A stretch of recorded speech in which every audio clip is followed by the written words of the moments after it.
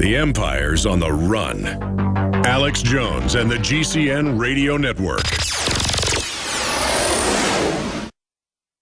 A chemical spill contaminating the water supply in 9 West Virginia counties. This year alone, over 300,000 people in West Virginia had their drinking water contaminated. What are the health effects of having these drugs in our drinking water? It's forced medical treatment without the consent of residents. My friends, water filtration is one of the most basic actions you can take to protect you and your family from the harmful toxins and heavy metals in your tap water. On average, the county says it sprays with the glyphosate at least once a week. Few filters cut out the glyphosate that is found in water supplies worldwide. Remove pesticides, herbicides, chloramines, hydrofluorosilicic acid, sodium hexafluorosilicate. Fluoride, it is in tea, it's in coffee, it's in water, it's in bread, it's in toothpaste. It is our responsibility to protect our families. The establishment's not going to do it. It's time to take action. It's time to filter our water. Visit InfoWarsStore.com and use promo code WATER to get 10% off their entire family of incredible products. Or call toll-free 888-253-3139. Alex Jones here to tell you about how you can help spread liberty worldwide while also enjoying what I have found to be the best tasting 100% organic coffee on the planet. For more than a decade, my favorite coffee has come from the high mountains of southern Mexico, where the Chiapas farmers grow their unique shade-grown Arabica beans. We have now managed to secure these sought-after beans in a highly customized blend. Discover and try a bag of the Patriot Blend 100% organic coffee at InfoWarsLife.com. This coffee gives you a long, smooth pick-me-up for hours without the headaches and heartburn that so many other coffees give me personally. Hands down, this is my favorite coffee, and it's taken us years to secure connections directly to the Chiapas Mexican farmers. Drop by the site today, order a bag or two, and I don't think you're going to be disappointed. Available in original or with our immune support infusion blend. You will be supporting a free press, all the while enjoying a truly great-tasting cup of my favorite coffee. Available at InfoWarsLife.com. The globalists have controlled the mainstream media for a long time, but now they're expanding and making the weaponization even more vicious and deceptive. All the major networks are state-run. We are partnering this year with the NFL. The NFL has become a political weapon against the Second Amendment and pushes Obamacare. MSNBC tells us that our children belong to the state. We have to break through our kind of private idea that kids belong to their parents or kids belong to their families and recognize that kids belong to whole communities. It is more important than ever to realize that we are not the alternative media. We are the true media. The establishment dinosaur press is dying. We are in an information war, and we are losing that war. Join us at InfoWarsNews.com and PrisonPlanet.tv. Members can share their memberships with up to 11 people. By subscribing, you will literally be buying war bonds in the info war to expand our operation in the face of the tyrants. Join us at PrisonPlanet.tv.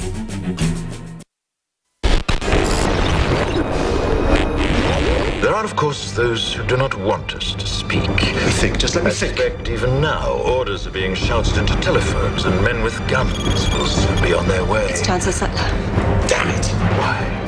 Because while the truncheon may be used in lieu of conversation, words will always retain their power. Words offer the means to meaning, and for those who will listen, the enunciation of the truth. And the truth is, there is something terribly wrong with this country, isn't there? You designed it, sir. You wanted it foolproof. You told me every television in London. Cruelty and injustice, intolerance and oppression. And where once you had the freedom to object, to think and speak as you saw fit, you now have censors and systems of surveillance coercing your conformity and soliciting your submission. We need cameras. How did this happen? Who's to blame? Well, certainly there are those who are more responsible than others. They will be held accountable. But again, truth be told, if you're looking for the guilty, you need only look into a mirror. I know why you did it.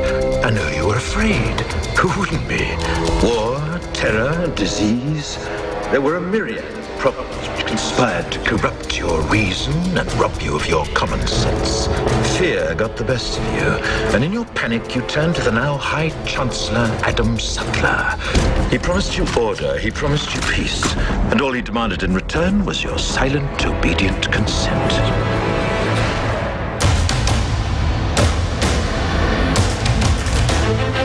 There is a war. It's happening now. It will decide the fate of humanity. The time to choose sides has come. We are the resistance. We are the InfoWar.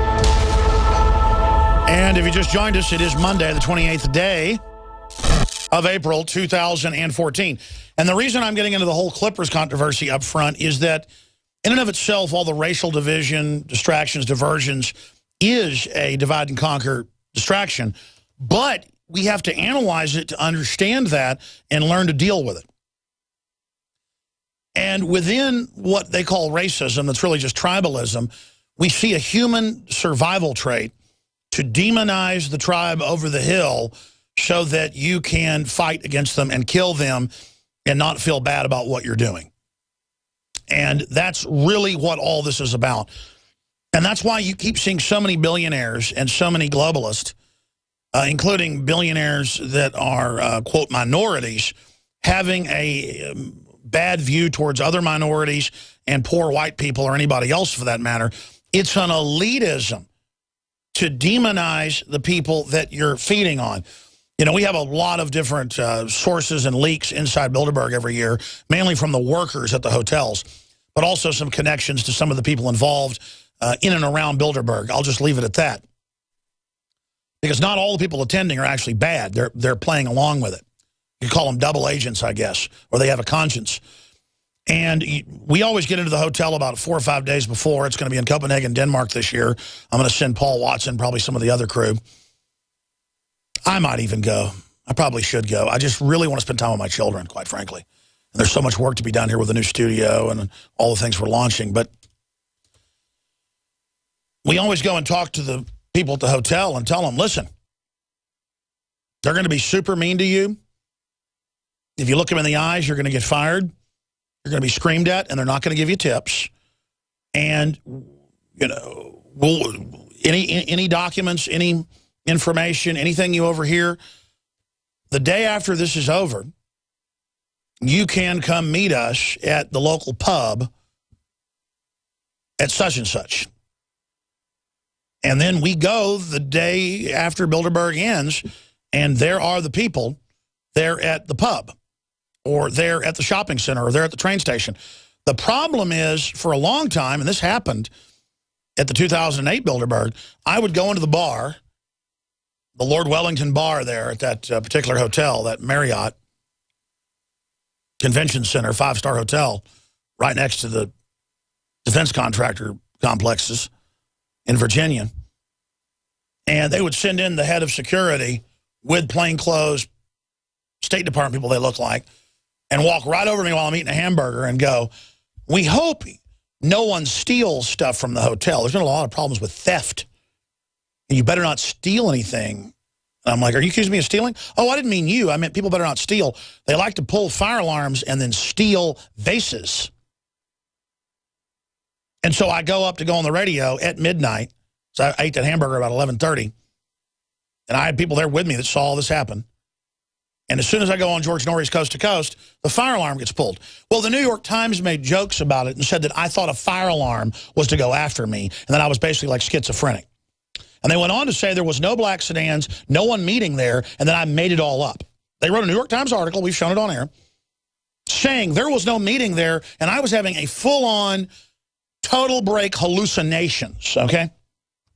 The Secret Service that showed up the next day, the limos, the helicopters, the video we have of all of it, it didn't happen. Talk about gaslighting. So I was sitting there witnessing all this. I'm going to tie this into racism in a minute. And it clicked that they were planning to, I guess, steal something and then say I'd done it. But I got out of the building, and they had the police there and the fire trucks and everything. Everybody had to come out. And the head of security walks over with the goons, and to my face, in front of my crew, he said, F you, Alex. You better watch it. I'm going to have you arrested. And people say, well, why not get in his face? There's cops there. They're trying to set me up. I don't know how they're trying to set me up. I don't think the head of security there was even in on all of it. He looked completely freaked out. He may have believed the State Department people and the plainclothes Marines that were there that I was really trying to steal something. I still don't know. But this is the kind of stuff the CIA and the State Department pulls on you. He walked up, he's going, Alex? But the thing is, I still smoked cigarettes 6, 7 years ago, off and on when I got nervous. I didn't smoke all the time, but I went on trips, I'd buy cigarettes. Parliaments is what I like to smoke. And I was outside after the hamburger, chain smoking cigarettes, because you can't smoke in the room, by myself. I'd sent the guys up to get ready for the radio interview and to film it. And I'm out there chain smoking cigarettes, and they've got these engineers out there with their caps and their big white trucks, and they're obviously work for the government. They're all looking at me, and I'm just like little secret agents that are walking around. This is like a day and a half before all the people arrive. They're playing national anthems as the president of Spain arrives. I mean, this is what's happening 24 hours later. So I'm standing there at the front porch where presidents are going to be secretly arriving. Hillary and Obama are secretly arriving in the middle of the campaign. This is a big deal. It's crawling with spooks everywhere, crawling with government agents. And I'm standing out there, and they're going, yep, we're getting ready to run the test. All right, we're going to do that in about 10 minutes. And they're on their walkie-talkies, 20, 30 feet away from me saying this. And I remember thinking, they're going to pull a fire alarm and kick everybody out of the building. I mean, I've been around this so much that I knew what they were going to do before they did it. And I don't think those guys were in on it either. It shows compartmentalization. And in that hotel, it was like a microcosm of the whole secret state. Because we're all living in the same hotel for a few days. I get up the next morning. They've suddenly taken over all the conference rooms. There's people on walkie-talkies and earpieces everywhere coming over saying, we don't want you to have your camera here. You got to get out of the hotel. I would walk into the conference rooms. There'd be piles of communication equipment with different agencies right there going, we've got him. The satellite's overhead. Good, move in. I told you. No, it's a CM743 with the Navy. If you use the Air Force system, I'm telling you, the patch is a QR9. Listen, get him out of here. Then I go down, I'm buying Gatorade and cigarettes and stuff to go out for the whole hot day. We're about to be kicked out of the hotel. I'm staked out, already supposed to be out of there at noon. I'm broadcasting live out of it with cameras out the window as world leaders are arriving, playing national anthems. And I'm videotaping all this. And I go, all right, that's it. I'm going to go down and see if I can get video of that, what looks like the Spanish president it was that just arrived. I'm going to go down there and get some Gatorade stuff. So I go in, and the doors open to the office in the gift shop. And they've got piles of equipment, again, tracking and spying on world leaders and listening to their phones and their staff's phones. Every room was packed with NSA-type people.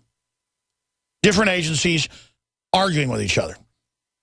And so then I creep around the hotel some more. They flip out, throw me out. Now, fast forward 4 more years. Every 4 years they come back to the U.S. They come back to the same hotel 4 years later. And you saw the video of it live feeds. You heard the audio on the radio. This is a year ago. I'm there. And we check in 2 days early. They throw us out right after we check in, cancel our sign up, and have the police there sticking their chest out, ready for a confrontation, throwing us off the hotel.